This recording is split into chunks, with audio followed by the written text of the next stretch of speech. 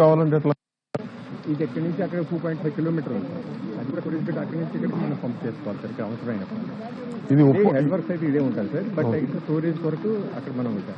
Actually sir ఈ tank design sir 45 days lean period అంటే మనకి రెగ్యులర్ సప్లై కాదు, ఇది లీన్ పీరియడ్ కోసం. లీన్ పీరియడ్ అంటే కెనాల్ క్లోజ్ అవుతుంది కదా సార్.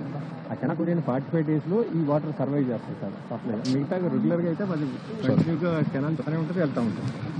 స్టోరేజ్ మాత్రం ఒకసారి కెనాల్ క్లోజ్ అయినప్పుడు ఫుల్ చేస్తాం సార్. ఆ ఫుల్ చేసి మళ్ళీ కెనాల్ వచ్చేంత వరకు 45 days ఇదే వాటర్ వాడతాం సార్. ఇంకొకటి కూడా ఉంది సార్, ఒకవేళ కెనాల్ ఎంతమందికి వెళ్తుంది ఈ 45 days లీన్ పీరియడ్ అనేది ఒకప్పుడు బాగా ఉండేది సార్. ఇప్పుడు పెరుగుతుంది సార్. 60 days 75 days అలాగ అవుతుంది. దేనికి ఆ లీన్ పీరియడ్ పెరిగిపోతుంది. అంటే మనకి అక్కడ నుంచి వాటర్ విడుదల కెనాల్ వాటర్ కొంచెం మురికి నీళ్ళు వచ్చినా కూడా మనం దీని నుంచి వాడుకుంటాం. 10% డెడ్ స్టోరేజ్ ఉంటుంది సార్. అవి వాటర్ వాడింది సార్. వాళ్ళు అంతే కదా సార్, టర్బిలిటీ బాగా పెరిగి ఫెసిలిటీ అంతా ఉంటుంది. ఇది ఎన్ని గ్రామాలకు ఉపయోగపడుతుంది? 54 గ్రామాలు సార్. మొత్తం ఎంటైర్ మండల్ యూ కొత్తపల్లి మండల్ మొత్తం కావాలి. ఇదే ఇది పర్ హెడ్ ఎంత ఉంటుంది? పర్ హెడ్ యాక్చువల్గా మనం 40 LPC సార్ డిజైన్ అంతే ఇస్తున్నాం సార్. ఇంకా కొంచెం ఎక్కువ ఇస్తున్నాం సార్. బట్ మనకి నీడ్స్ అడిషనల్ ట్యాంక్ కూడా కావాలి. అడిషనల్ ట్యాంక్ వచ్చి ఆ లీన్ పీరియడ్ పెరిగినందు మూలంగా ఇబ్బంది లేకుండా అది మన శాంక్షన్ చేస్తే ఎన్ని రోజులు కట్టగలం? శాంక్షన్ అయితే ఒక 6 months, మ్యాక్సిమం 1 year. 1 year ఎంత అవుతుంటారు? ఒక బడ్జెట్ ఎస్టిమేషన్ 12 crores అవుతుంది సార్. హెడ్ వర్క్స్ ఏమి ఉండవు కాబట్టి, హెడ్ వర్క్స్ ఏమి ఉండదు కాబట్టి only tank sir. Only tank improve చేసుకుంటాం, లైనింగ్ చేస్తాం అంతే సార్. అది ఎక్కడ ఉందని ఎక్వైర్ చేసాం ల్యాండ్ 2.5 kilometers.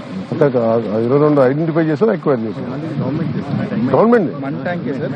పైప్ లైన్ కొంత ల్యాండ్ ఎక్విజిషన్ చేసుకోవాల్సి వస్తుంది సార్. ఏదైనా రోడ్ వెంబడి కానీ లేకపోతే కెనాల్ వెంబడి కానీ వేసుకుంటూ వచ్చేస్తాం సార్. ఇది ఫిల్టరేషన్ చెప్పండి. సరిపోతుంది సార్. దీనికి బ్యాక్ ఎండ్ అగ్మెంటేషన్ చేసి వాటర్ చేసి సరిపోతుంది సార్. ఇది ఏరియేట్ అవుతుంది సార్. అంటే ఆక్సిజన్ లెవెల్స్ పెంచుతాం సార్. అక్కడ నుంచి క్యారీ ఫ్లోరేటర్లో వెళ్తాం సార్.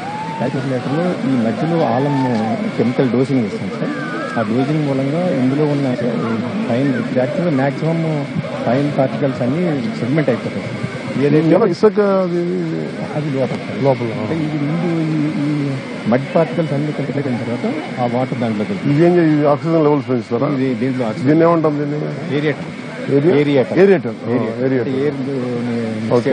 ఇది అక్కడ డోసింగ్ చేస్తుంది సార్. అట్లా మధ్యలో పైప్ ఒకటి పడుతుంటారు సార్. దాంట్లో ఆల్మిన్ డోసింగ్ అంటే కెమికల్ డోసింగ్ సార్. దాని మూలంగా ఏంటంటే ఈ మడ్ పార్టికల్స్ ఏవైతే ఉన్నాయో అవన్నీ సెపరేట్ అంటే కంబైన్ అవుతాయి, లాక్ ఫామ్ అయ్యి